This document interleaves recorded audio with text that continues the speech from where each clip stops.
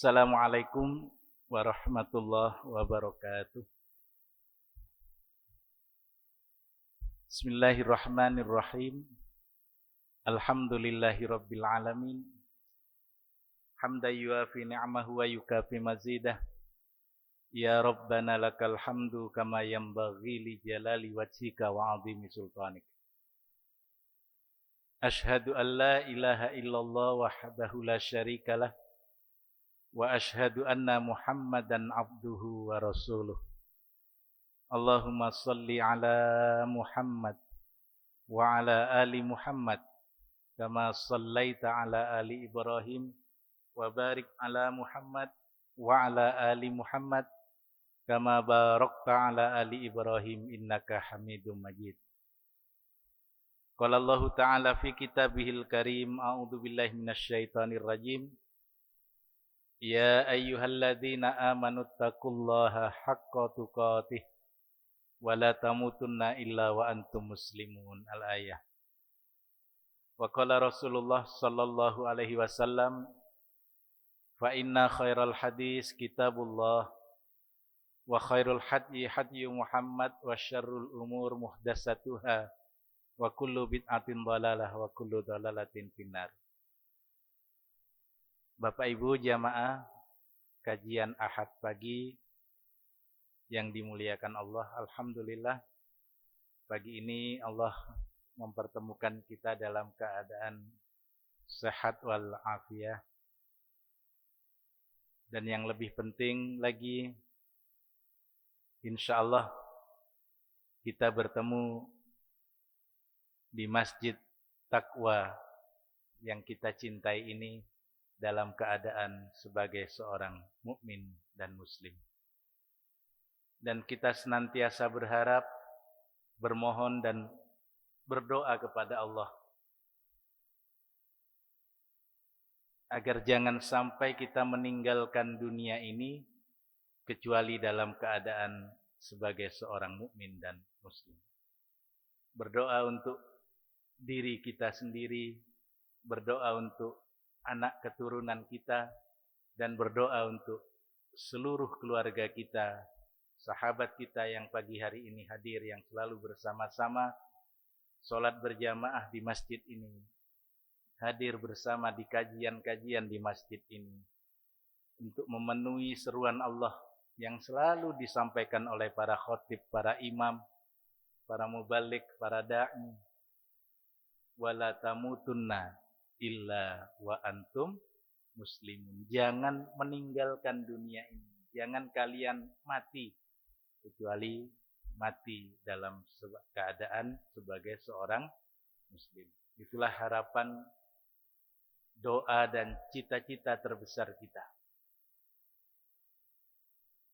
Sehingga dengan kita meninggal wafat membawa iman dan Islam tersebut, insyaallah akan menurunkan rahmat dari Allah, yang dengan rahmat dari Allah itu kita akan bahagia di barzakh, dan lebih-lebih nanti akan bersama-sama dengan saudara-saudara muslim kita lainnya, saudara-saudara mukmin kita lainnya, berada di dalam surga yang penuh dengan kenikmatan. Jamaah yang dimuliakan Allah, tema kajian yang saya sampaikan pada panitia kemarin, mengapa Yahudi, Nasrani, dan musyrikin itu menolak kenabian dan dakwah Rasulullah Muhammad sallallahu alaihi wasallam.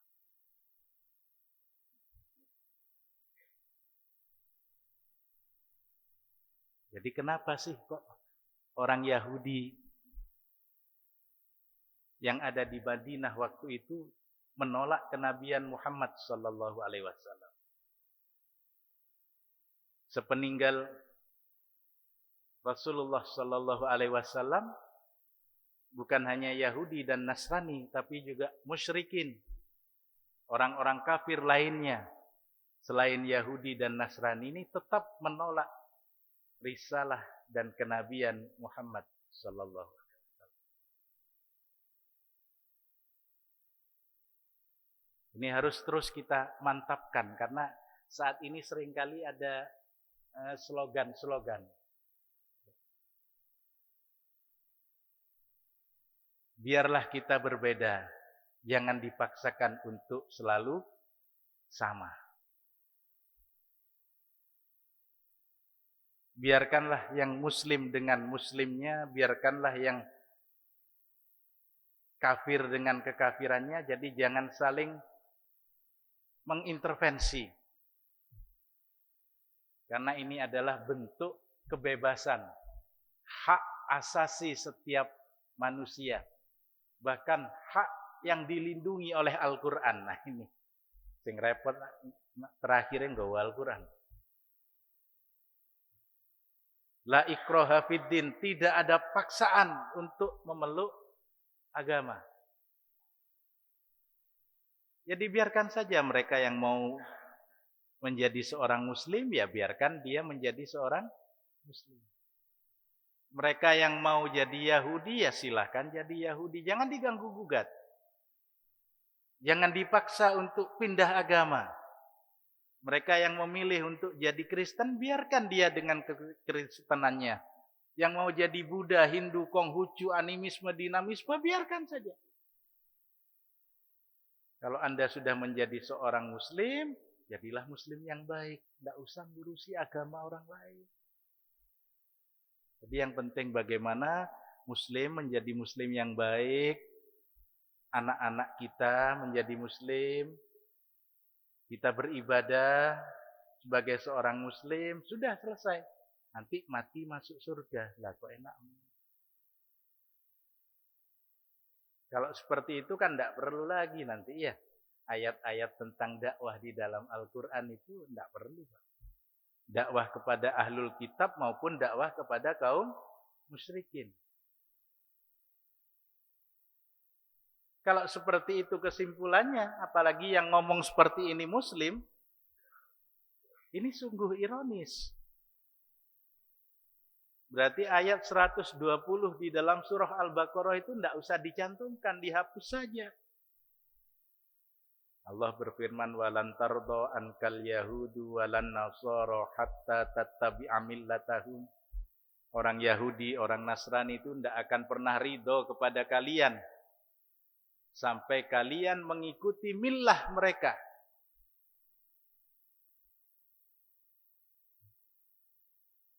Apa millah ini? Millah ini adalah cara hidup, gaya hidup, pandangan hidup, pedoman hidup. Sampai yang terakhir, makna yang tertinggi dari millah itu adalah ad-din, agama. Jadi mereka terus berdakwah. Mereka terus menyampaikan, menawarkan agamanya.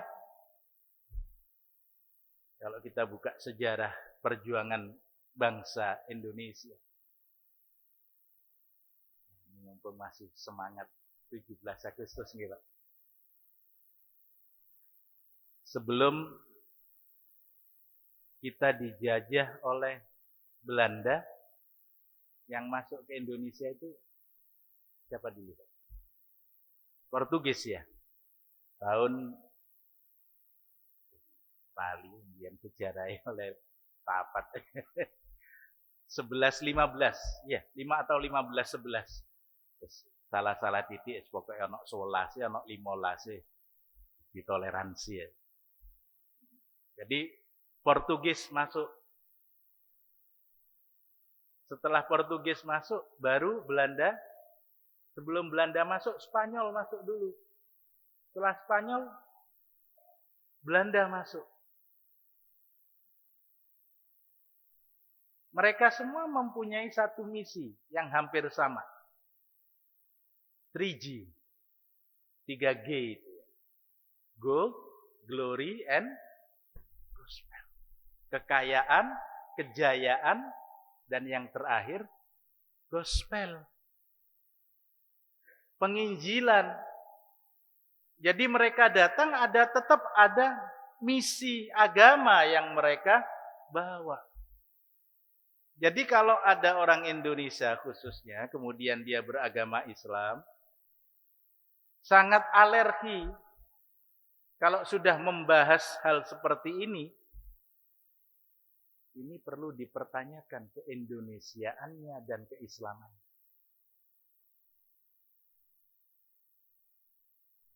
Mereka jauh-jauh dari Eropa datang ke Nusantara ini selain untuk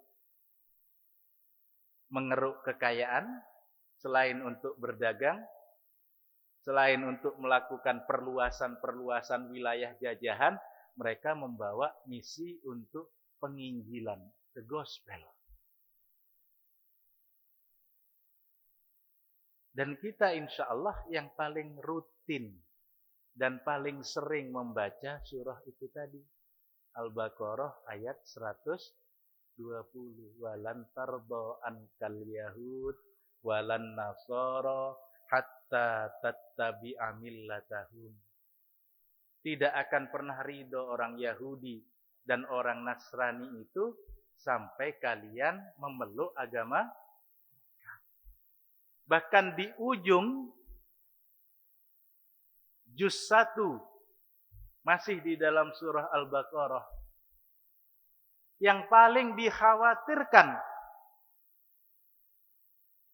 oleh Nabi Yakub alaihissalam sebelum beliau wafat, jangan sampai anak-anaknya ini meninggalkan agama yang menjadi agama Ibrahim dan agama Ismail, agama Ishak dan agama Nabi Yakub alaihissalam.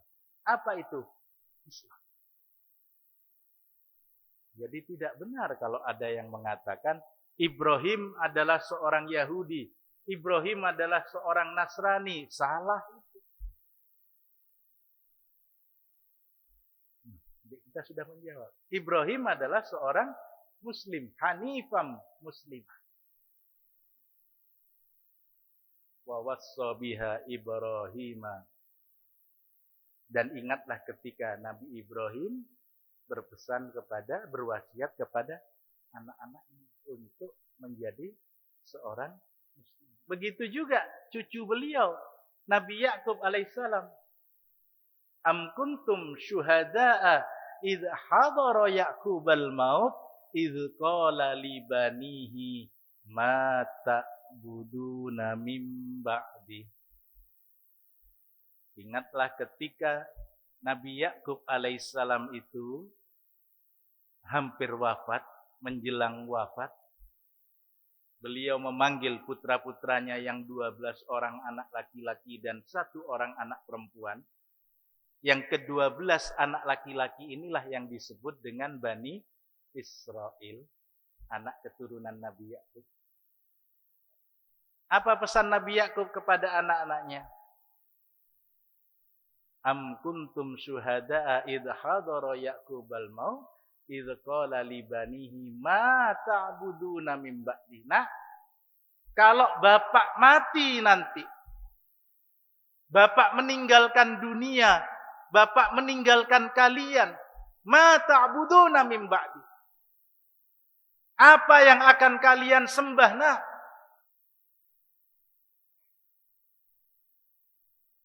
anak-anaknya yang 12 orang laki-laki dan 1 orang perempuan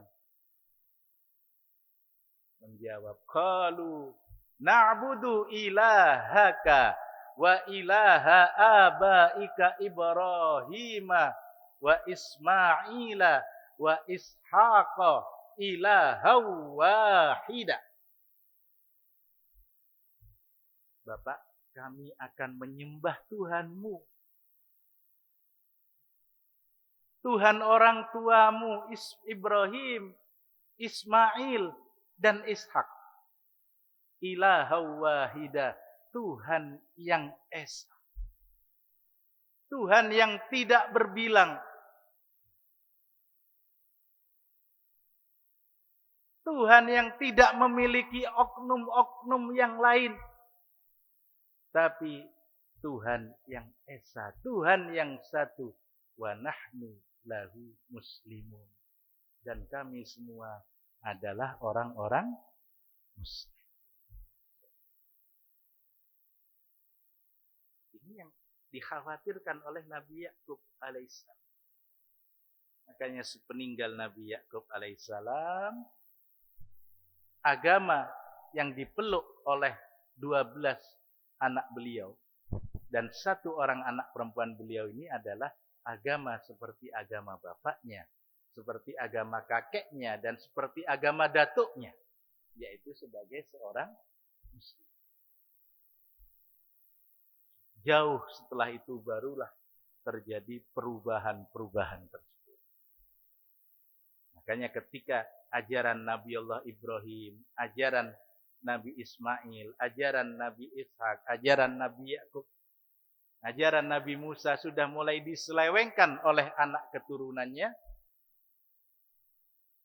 lalu orang-orang Yahudi dan orang-orang Nasrani mengatakan, jadilah kalian sebagai Yahudi, atau jadilah kalian sebagai Nasrani. Wa qalu kunu hudan aw nasara tahtadu.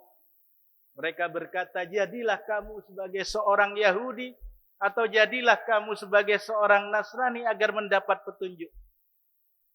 Maka Allah memberikan jawabannya. Ketika kita didakwai, ketika kita diajak, ketika kita dipropaganda, ketika kita diinjili, ketika kita hendak dimurtadkan, wa qalu kunu hudan aw nasara tahtadu, jadilah Yahudi atau jadilah Nasrani supaya mendapat petunjuk. Allah menjawab, memberikan jawabannya, Qul, katakan kepada mereka, bal millata Ibrahim hanifa. Sekali-kali tidak. Kami tidak akan menjadi Yahudi dan kami tidak akan menjadi Nasrani. Tapi kami akan mengikuti millah, agama yang telah dipegang oleh nenek moyang kami, yaitu Ibrahim alaihissalam. Dan sesungguhnya Ibrahim alaihissalam bukanlah seorang yang kafir, yang musyrik. Tapi beliau adalah hanifam muslimah wa ma kana minal musyrikin. Ibrahim adalah seorang yang lurus, seorang yang hanif, yang muslim, dan Ibrahim bukanlah seorang yang kafir. Katakan kepada mereka, qulu amanna billah. Kami beriman kepada Allah. Wa ma unzila ilaina. Dan kami beriman kepada apa yang diturunkan oleh Allah kepada kami, kepada Rasulullah Muhammad sallallahu alaihi wasallam, yaitu Al-Qur'an. Kami beriman kepada Allah, wa ma unzila ilaina wa ma unzila ila Ibrahim, dan kami beriman kepada apa yang Allah turunkan kepada Nabi Allah Ibrahim, wa Ismail, wa Ishak, wa Yakub, wal asbat. Kami beriman kepada apa yang Allah turunkan kepada Ibrahim, suhuf Musa, suhuf Ismail, suhuf Ishak, suhuf Yakub, semuanya kami beriman. Karena memang apa yang Allah turunkan kepada para nabi itu adalah kebenaran. Qulu amanna billah. Kami semuanya beriman. Wa ma unzila ilaina. Wa ma unzila ila Ibrahim wa Ismail wa Ishak wa Yakub wal asbat wa ma utiya Musa wa Isa wa ma utiyan nabiyyuna mir rabbihim.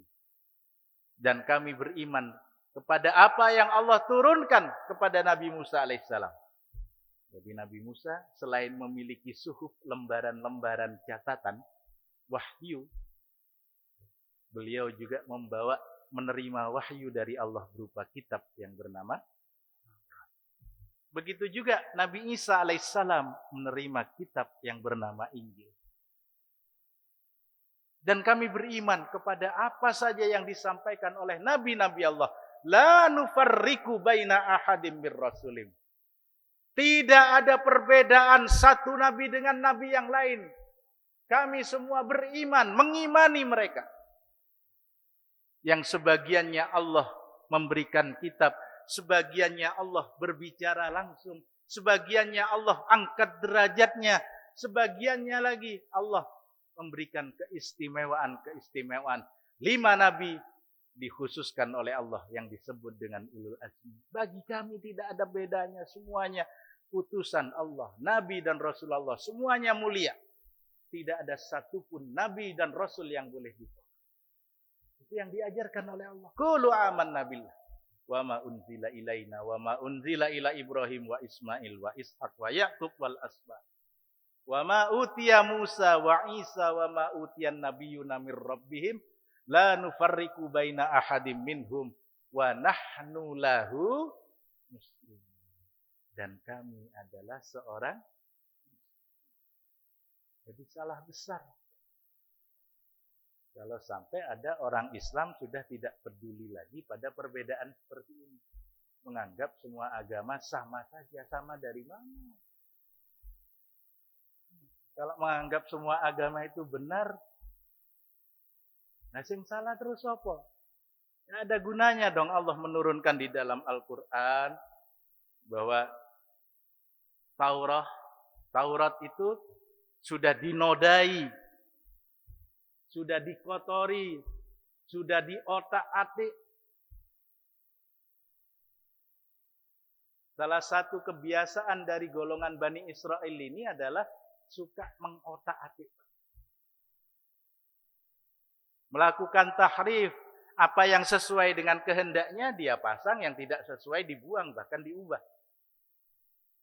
Itu semuanya disebutkan oleh Allah di dalam Al-Quran. Nah, kalau semuanya dianggap sama saja dan semuanya benar, itu sama saja kita dengan menolak apa yang ada di dalam Al-Quran. Jemaah yang dimuliakan Allah, apa sih sebetulnya yang menyebabkan orang-orang musyrikin, baik di Mekah ataupun di sekitar Mekah, bahkan mungkin musyrikin sekarang ini juga zaman sekarang, kok menolak kenabian Muhammad sallallahu alaihi wasallam? Ada apa sebetulnya? Ada sebuah hadis yang mengisahkan tentang pertemuan penguasa Romawi, Kaisar Heraklius dengan Abu Sufyan. Jadi ketika Abu Sufyan ini masih musyrik, ya, belum masuk ke dalam Islam, belum bersahadat, pernah bertemu dengan Kaisar Romawi yang bernama Heraklius.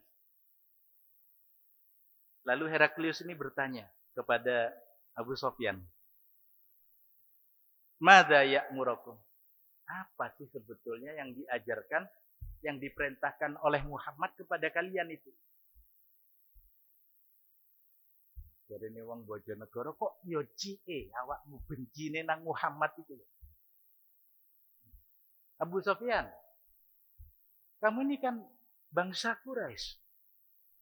Sama seperti kebangsaannya Muhammad sallallahu alaihi wasallam. Cuma beda suku kan kamu. Jalurmu saja yang berbeda, bapakmu saja yang berbeda.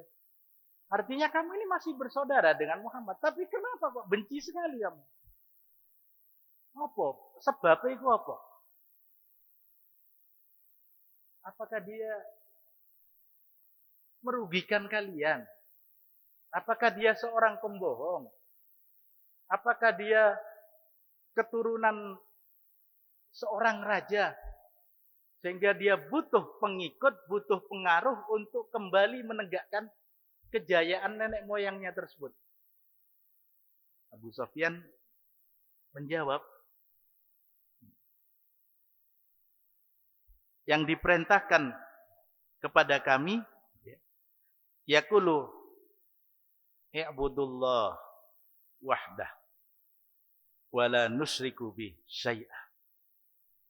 Agar kami ini hanya menyembah kepada Allah, Tuhan dia. Ya sebetulnya Tuhan kami juga sih Allah itu.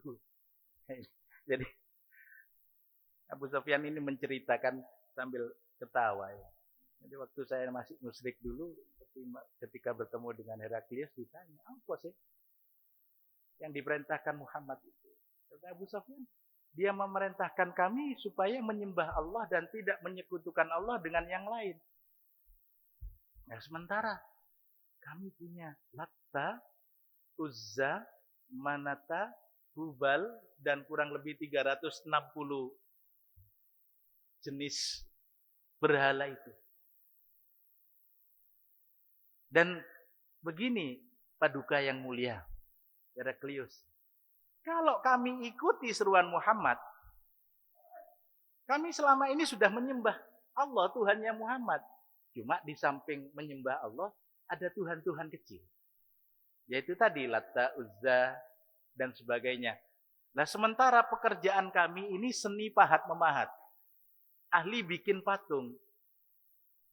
Dan hampir seluruh jazirah Arab ini percaya kalau patung bukan buatan kami, maka itu tidak istimewa.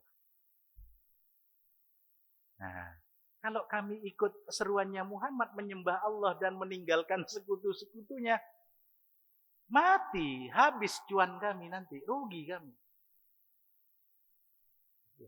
Jadi, apa ini? Takut kehilangan mata pencaharian.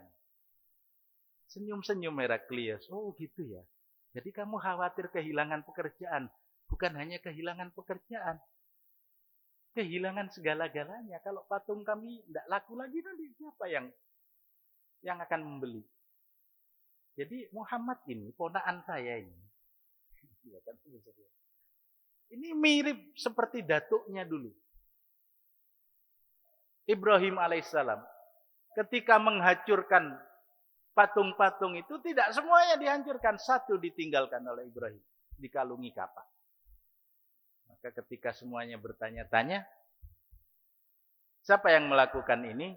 Dengan tenang Ibrahim menjawab, tanya saja kepada Tuhanmu yang terbesar itu. Bukankah kapaknya ada di leher dia? Sehingga kami marah waktu itu, kaum Nabi Ibrahim itu marah dan berkata, gila kamu Ibrahim. Masa kami suruh bertanya kepada patung? Kami suruh bertanya kepada batu yang tidak bisa mengangkat tangannya kalau kami tidak angkat dia, yang tidak bisa memindahkan dirinya sendiri kalau kami yang tidak memindahkannya. Katanya Ibrahim, "Lho wis ngerti kaya ngono kok wis mbok sembah lho." Goblok ya goblok, tapi ojo nemen-nemen. Jadi ya itu yang diminta oleh Muhammad. Ayo tinggalkan itu penyembahan kepada ilah-ilah yang lain. Setelah itu dirikan sholat. Bayarkan zakat. Berbicaralah yang jujur. Jadi diajak oleh Rasulullah. Jadi yang menjadi ketakutan mereka adalah seruan kepada tauhid.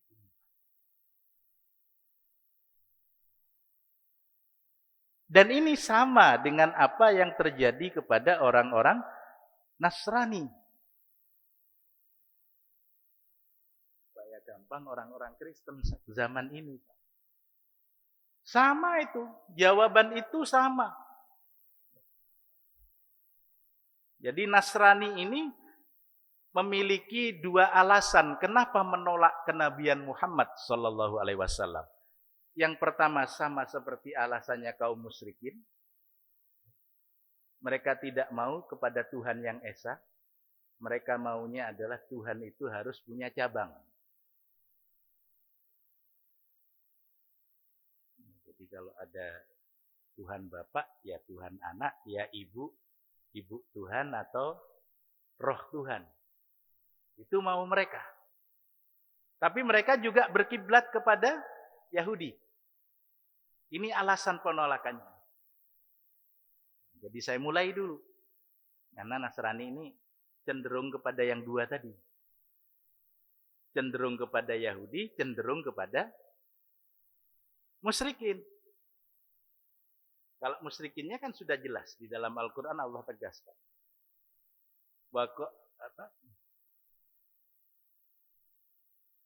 Laqad kafarul ladzina qalu innallaha huwal masih ibnu Maryam. Sungguh teramat sangat kafir sekali orang yang mengatakan bahwa Allah itu adalah Isa putra Maryam.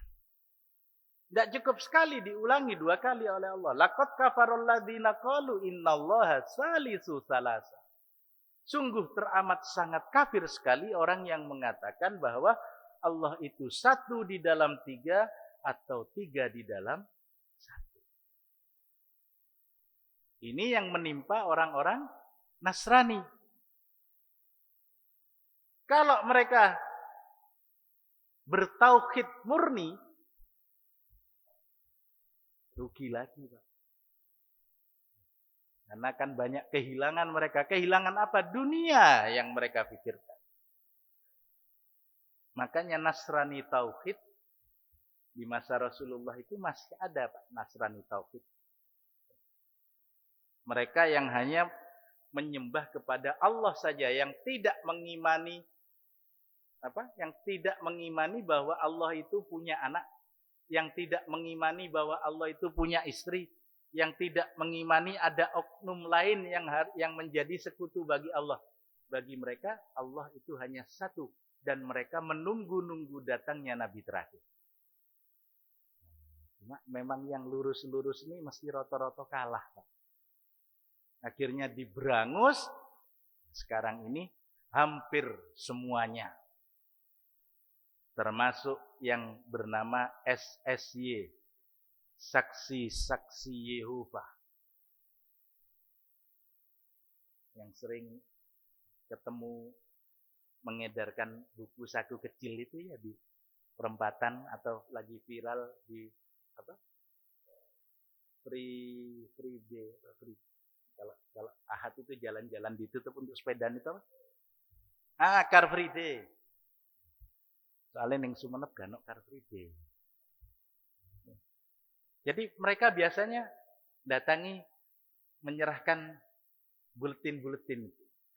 Itu biasanya dari kelompok Saksi Yehova. Cuma lebih gampang, mendakwai Saksi Yehova ini lebih gampang. Karena apa? Saksi Yehova itu tidak menganggap Nabi Isa itu sebagai Tuhan. Bagi Saksi Yehova, Nabi Isa adalah Nabi. Nah, cuma juga butuh trik, butuh cara bagaimana menaklukkan mereka. Mereka menolak kenabian Muhammad Sallallahu Alaihi Wasallam sama seperti Kristen yang lain. Sementara Rasulullah Sallallahu Alaihi Wasallam bersabda, "Walladzi nafsi biyadih." Demi zat yang menguasai diriku, kata Rasulullah, la yasma'u bi rajulan min hadhil ummah. Tidaklah laki-laki, tidaklah kaum laki-laki dari umat ini mendengar namaku, mengetahui bahwa aku sudah diutus oleh Allah, Yahudian au Nasranian, apakah dia seorang Yahudi ataukah dia seorang Nasrani, tsumma la yu'minu bi, kemudian dia tidak beriman kepadaku, tidak menjadi pengikutku, tidak mengucapkan dua kalimat syahadah, asyhadu alla ilaha illallah wa asyhadu anna Muhammad Rasulullah, masuk neraka. Na'udzubillahi min tsumma la yu'minu bi illa dakhalan, kecuali akan Allah masukkan mereka itu ke dalam api. Jelas dari surah Al-Bayyinah, lam yakunil ladzina kafaru min ahlil kitabi wal musyrikina munfakina hatta ta'tiyahumul bayyinah, dan seterusnya. Jadi ahlul kitab, Yahudi, Nasrani, Majusi, musyrikin, munafikin, akan Allah masukkan semuanya ke dalam api. Jadi hati-hati. Kita ini termasuk ahli kitab, Pak. Ya. Kita kan juga menerima kitab. Yang kita imani adalah Al-Quran. Jangan sampai kita menjadi ahlul kitab seperti Yahudi. Jangan sampai kita menjadi ahlul kitab seperti Nasrani. Berlebihan.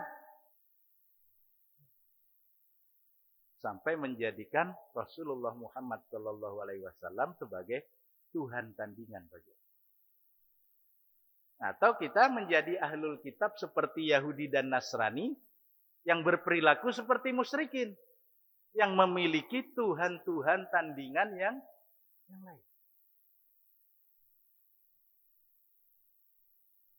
Betul-betul harus dimurnikan akidah. Tauhid kita harus dibersihkan. Jangan sampai terkontaminasi, jangan sampai terkotori oleh noda-noda syirik. Sampai di mana tadi? Jadi Nasrani dulu ya. Jadi Nasrani dengan yang condong kepada kemusyrikan tadi. Jadi selain mereka percaya kepada Tuhan yang esa kata mereka. Tapi esa itu bukan berarti satu. Jadi tunggal itu ya tunggale ono tunggale. Jadi ada Tuhan Bapa, ada Anak, ada Ruhul Kudus. Atau ada salah satu sekte yang menganggap bahwa Maryam alaihissalam itu adalah termasuk Theotokos, ibunya Tuhan. Jadi kalau tidak ada ibunya, tidak ada Tuhan. Jadi makanya karena perempuan ini telah melahirkan Tuhan, maka dia juga layak disebut ibu Tuhan, menjadi bagian dari ketuhanan. Ya, tapi yang pasti Allah sudah tegaskan, laqad kafaral ladzina qalu innallaha huwal masih ibnu Maryam, laqad kafaral ladzina qalu innallaha salisun. Ini Nasrani, Pak. Ya. Kita jangan sampai seperti mereka. Na'udzubillahi min dzalik. Kita percaya, kita yakin. Amanna billah. Kami beriman kepada Allah. Asyhadu an la ilaha illallah. Tapi ada kesedihan masih mendatangi makam-makam keramat.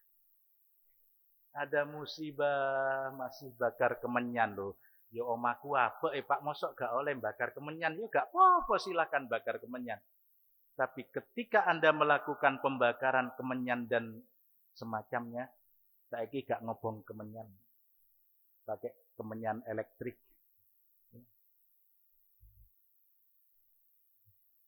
Masih mempercayai seperti itu, maka kita tidak ada bedanya dengan Nasrani, tidak ada bedanya dengan musyrikin.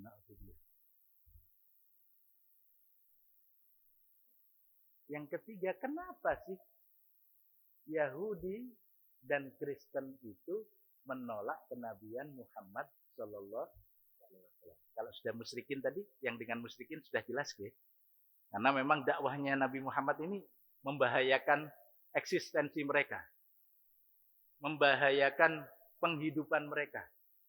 Bukan membahayakan kehidupan, tapi membahayakan penghidupan mereka. Apa jarene wong Bojonegoro. Ini Pak, ini bisa menyebabkan penyakit mata. Merugikan kesehatan mata, Pak. Loh, masa apa hubungannya? Iya, mata pencaharian. Jadi musyrikin dan Kristen tadi ada bedanya di situ, ada persamaannya di situ. Khawatir kehilangan mata pencaharian kalau hanya bertauhid, hanya menyembah Allah saja tanpa sekutu-sekutu yang lain. Sebaliknya, Yahudi dan Nasrani ini sama-sama menolak kenabian Muhammad Sallallahu Alaihi Wasallam. Kenapa? Karena mereka menolak kenabian Muhammad disebabkan Muhammad Sallallahu Alaihi Wasallam bukan keturunan dari Nabi Ishak, bukan dari golongan Bani Israel. Karena Nabi Muhammad berasal dari Bani Ismail, serta merta kenabian Muhammad Sallallahu Alaihi Wasallam ditolak. Orang Yahudi tahu, pada orang Yahudi tahu. Sudah pernah saya sampaikan di sini, sudah sering saya sampaikan di sini. Kalau kita punya buku Alkitab, itu terbagi menjadi dua, ada perjanjian lama dan perjanjian baru. Nah, di perjanjian lama itu ada 5 kitab di awal, itu yang dikenal dengan nama Taurat. Bukan Taurat versi Al-Quran tadi, Pak. Jadi itu yang dianggap sama seperti Taurat, catatan-catatan yang pernah ditulis oleh Nabi Musa, begitu. Jadi kalau mereka jujur, sebetulnya mereka tahu bahwa memang akan datang seorang nabi kepada manusia ini, kepada seluruh bangsa, termasuk di dalamnya Bani Israel. Dan itu sudah Allah sebutkan. Allah sampaikan kepada Nabi Musa. Dan Nabi Musa sudah menyampaikan kepada Bani Israel. Akan aku bangkitkan seorang nabi di tengah-tengah kalian yang seperti engkau, Musa. Aku akan menaruh firmanku ke dalam mulutnya. Dan dia akan menyampaikan semua yang dia dengar. Barang siapa yang tidak mengikuti, mendengarkan apa yang diucapkan oleh Nabi itu, maka akan aku mintai pertanggungjawaban kelak. Jadi Allah sudah menyampaikan kepada Bani Israel melalui Nabi Musa bahwa nanti akan datang seorang Nabi yang seperti Nabi Musa. Orang-orang Yahudi mengatakan, oh Nabi ini bukan Muhammad. Nabi ini berasal dari Bani Israel, tidak dari luar Bani Israel. Sama seperti Musa.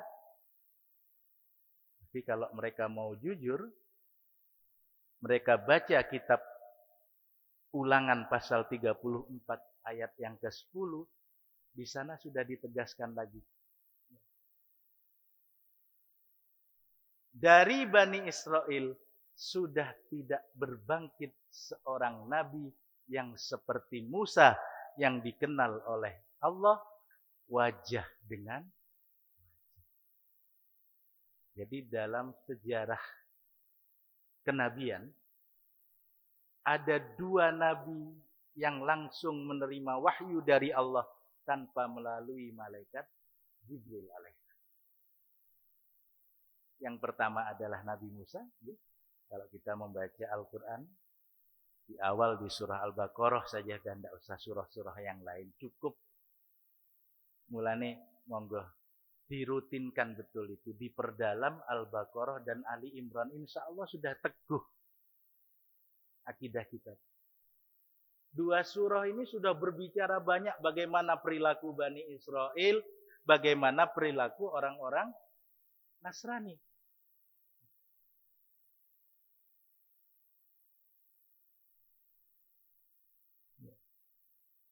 Jadi orang Yahudi menolak Nabi Muhammad. Karena menurut mereka ini tidak berasal dari garis keturunan Ishak, dari jalur Yakub, dari Bani Israel.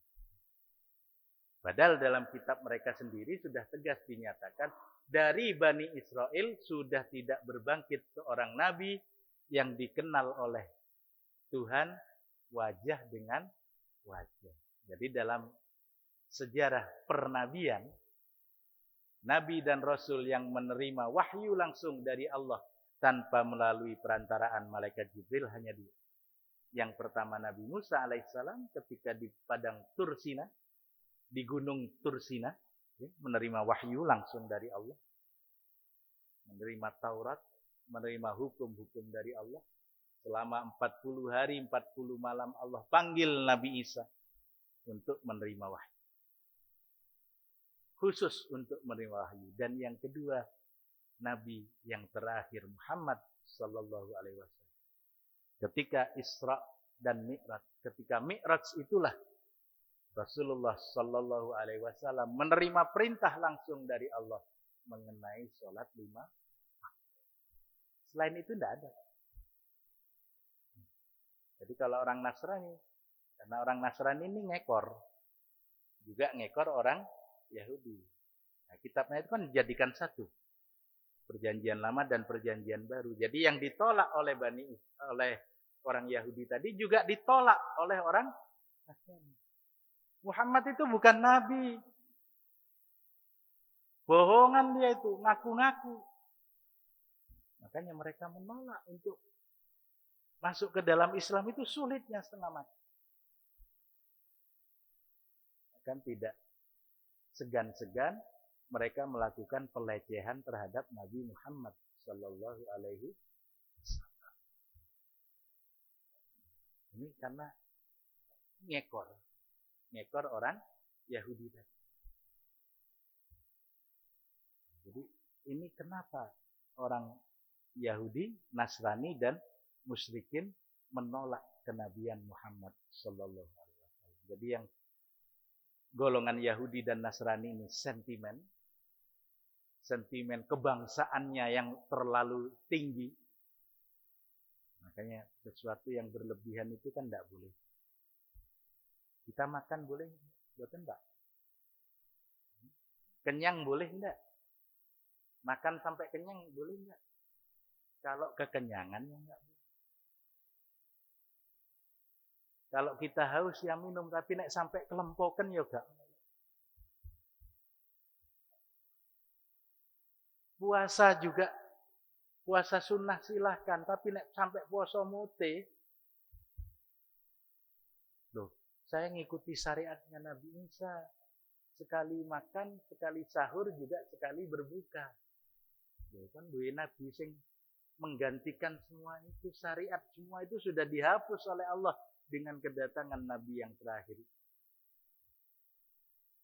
Syariat Nabi Musa berlaku ketika masa Nabi Musa alaihissalam masih hidup untuk Bani Israel. Syariat Nabi Isa alaihissalam berlaku khusus untuk Bani Israel saja. Tapi begitu Allah turunkan Nabi yang terakhir Muhammad sallallahu alaihi wasallam, syariatnya sudah tidak tersekat-sekat lagi. Mau Bani apa kamu? Mau Bani Israel, mau Bani Ismail, Bani apa lagi?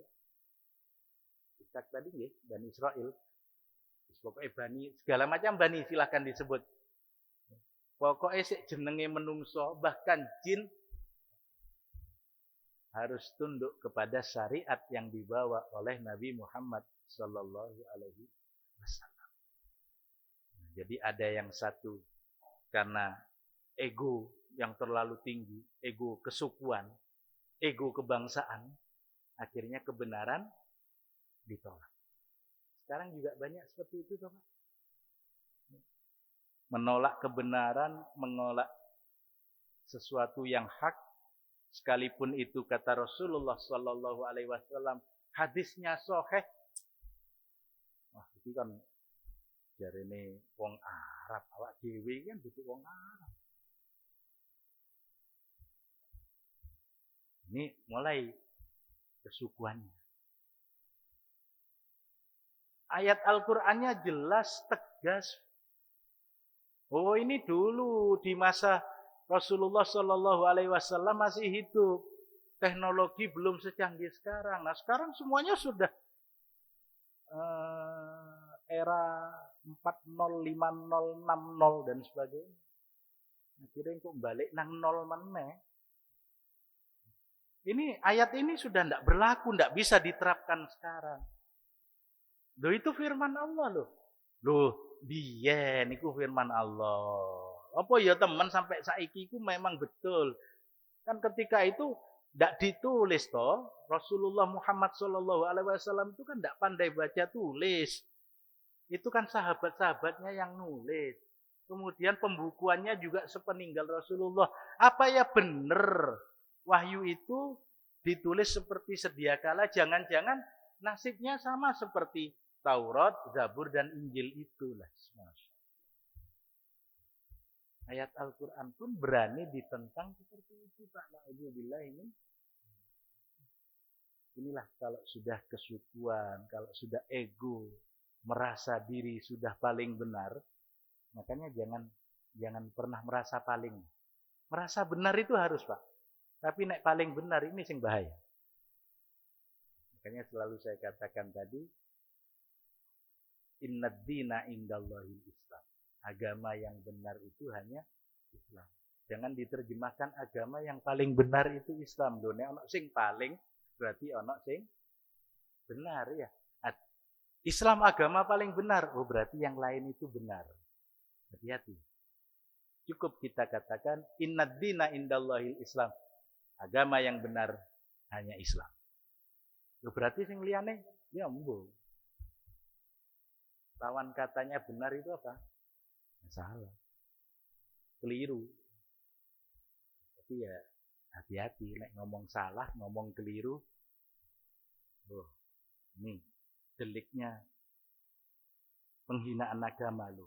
Makanya jangan asal kita ngomong agama itu salah, kitab itu keliru, tapi sampean sudah harus punya bekal.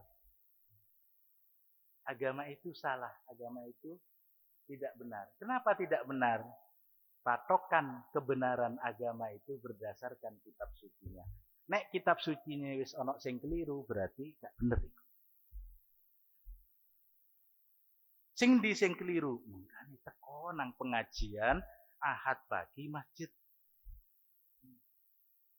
Apa? Masjid At-Taqwa ini, jamaah Al-Madani ini, insya Allah kamu akan tahu nanti. Dan itu sudah pernah saya sampaikan ya.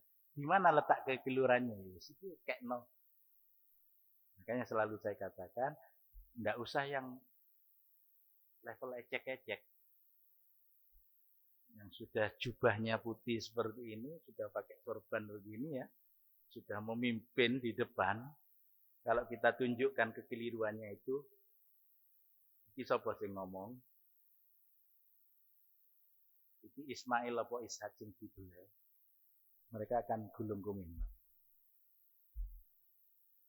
Kenapa kita bisa menjawab seperti itu? Karena kita rajin ikut kajian Ahad pagi di Masjid At-Taqwa Bojonegoro ini. Tafsir Al-Qur'annya mantap ba'da subuh setiap hari Senin dan Kamis. Kamis apa Rabu? Oh, Kamis nggih. Kalau Jumat tapak suci ya. Nah, jadi luar biasa masjid ini, Masya Allah. Jadi kalau semuanya diikuti, ngaji Al-Qur'annya, setiap ba'da asar ada TPA, kemudian malam hari juga ada bapak-bapak dan ibu-ibu ya. Belajar, akhirnya apa? Mumpuni Al-Qur'ani, mengetahui kelemahan kitab-kitab selain Al-Qur'an. Sehingga ketika kita berdakwah enak. Loh, semua ini kena kewajiban dakwah loh Pak. Di dalam surah Ali Imran itu jelas perintahnya. Qul ya ahlal kitab ta'alau ila kalimatin sawa'im bainana wa bainakum alla na'budu illallah wa la nusyrika bihi syai'a wa la yattakhidha ba'duna ba'don arbabam min dunillah. Kita semua kena itu, perintah ayat itu. Jadi ketemu Yahudi, ketemu Nasrani, ketemu Majusi, mereka yang mengaku ahlul kitab, katakan kepada mereka, Qul ya ahlal kitab ta'alau ila kalimatin sawa'im bainana wa bainakum. Ayo balik kepada kalimat yang sama, dan itu yang dilakukan oleh Rasulullah. Jadi suratnya Rasulullah kepada para raja, pada kaisar itu tidak seperti ceramah pagi saya ini Pak, panjang kali lebar, enggak. Beliau cuma menulis suratnya, salam bagi mereka yang mau mengikuti petunjuk dari Allah. Heraklius, dengan kebesaran dan kehormatanmu, aku mengajak engkau untuk masuk ke dalam Islam. Masuklah engkau ke dalam Islam karena engkau akan mendapatkan keuntungan. Sebagaimana Allah berfirman, ya ahlal kitab ta'alau ila kalimatin sawa'in bainana wa bainakum alla na'budu illallah wa la nusyrika bihi syai'a wa la yattakhidha ba'duna ba'dan arbabam min dunillah. Fa in tawallaw, kalau engkau menolak, kata Rasulullah, betul syahadu bi anna muslimin. Saksikan bahwa aku dan pengikutku adalah orang-orang muslim. Begitu juga ketika mengirim surat kepada Raja Najasyi. Selamat bagimu yang mau mengikuti petunjuk dari Allah. Sesungguhnya Isa adalah putra Maryam. Isa adalah seorang bayi yang suci. Dia adalah Ruhullah wa kalimatuh. Ibunya adalah wanita yang suci. Ibunya tidak seperti yang dituduhkan oleh orang Yahudi. Orang Yahudi menuduh ibu Nabi Isa alaihissalam sebagai pezina. Ketika bayi Isa digendong oleh ibundanya Maryam alaihissalam, orang-orang Yahudi semuanya pada menuding, berucap kepada Maryam, ya ukhta Harun, makana abuki imra'asyaw wa makanat ummuki bagiyah. Wahai saudara perempuan Harun. Ini cemooh. Makana abuki imra'asyaw, bapakmu itu bukan seorang penjahat. Wa ma ummuki bagiyah, ibumu pun bukan seorang pezina. Nek carane wong Bojonegoro, kok iso lho awakmu duwe bayi gak duwe bojo.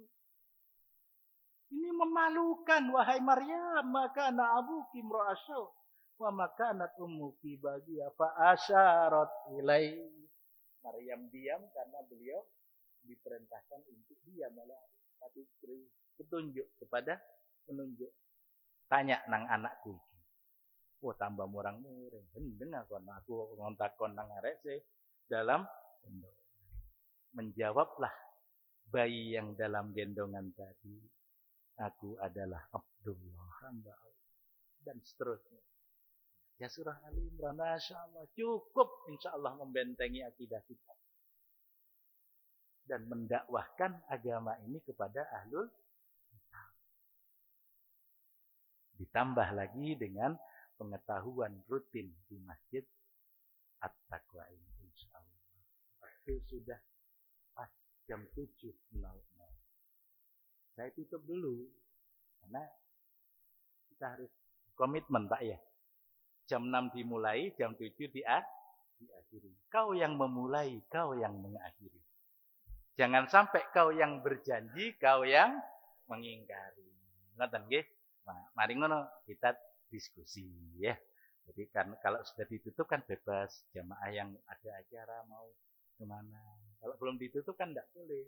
Karena ini kita masih berada dalam majlis. Karena itu kita bermohon kepada Allah mudah-mudahan Allah senantiasa meneguhkan iman dan tauhid di dalam hati kita, di dalam hati keluarga kita, hati anak keturunan kita, untuk senantiasa terus menjaga teguh keimanan dan ketakwaan. Dan tidak kita tinggalkan dunia ini kecuali dalam keadaan sebagai mukmin dan muslim. Bismillahirrahmanirrahim. Allahumma shalli ala Muhammad wa ala ali Muhammad. Rabbana ighfir lana wa liwalidayna warhamhum kama rabbayana shaghira. Rabbana la tuzigh qulubana ba'da idh hadaitana wa hab lana min ladunka rahmah innaka antal wahhab. Rabbana hab lana min azwajina wa dhurriyyatina qurrata a'yun waj'alna lil muttaqina imama. Rabbi firli wa liwalidayya wa liman dakhala baitiya mu'minina wal mu'minat wa la tazidid zalimina illa tabara. Rabbana atina fid dunya hasanah wa fil akhirati hasanah wa qina adzabannar. Subhana rabbika rabbil izzati amma yasifun. Wassalamun alal mursalin walhamdulillahi rabbil alamin. Assalamualaikum warahmatullahi wabarakatuh.